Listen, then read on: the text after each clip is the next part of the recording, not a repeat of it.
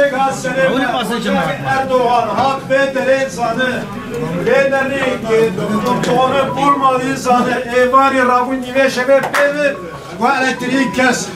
Ne bir oğlu karıtış gibi ki, ne ceyda karıtış gibi ki. Urfa, Fakir Baba'ya van heye. Diyarbakır, Ensari oğluya van heye. Batman'ı Mehmet Şipşek heye. Kızıltepe Beyefendi bir oğlu heye. Bir oğlu İzmertiş ki ne yapıyor sana? Biraz daha gelirsin. Beni engelliyorsun. Yerden al, sen de rahat, sen de rahat. Arkadaşlar, ne kadar bir alan bu?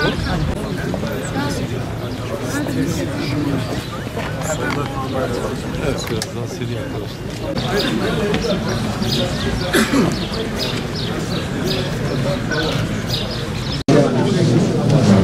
Merhaba arkadaşlar. Başbakanımız hemen dün beni ve çok değerli iki arkadaşımı görevlendirdi. Derhal mesela programda yoktu. Sayın Fakir Baba gideceksin. Orada Mardin'de ne oluyor, ne bitiyor çözeceksin.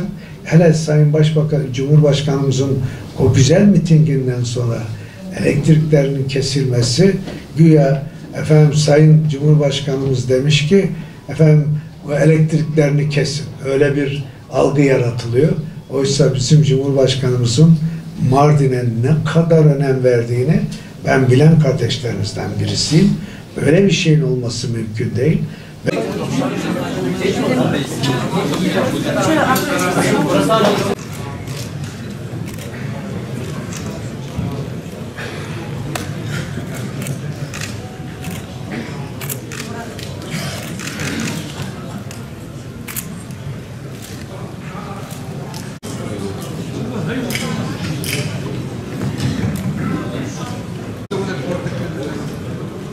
Sayın Bakanım, sayın milletvekillerimiz, değerli basın mensupları, hepiniz hoş geldiniz. Ben Mardin ili adına saygıdeğer bakanımıza, huzurlarınıza hoş geldiniz diyorum.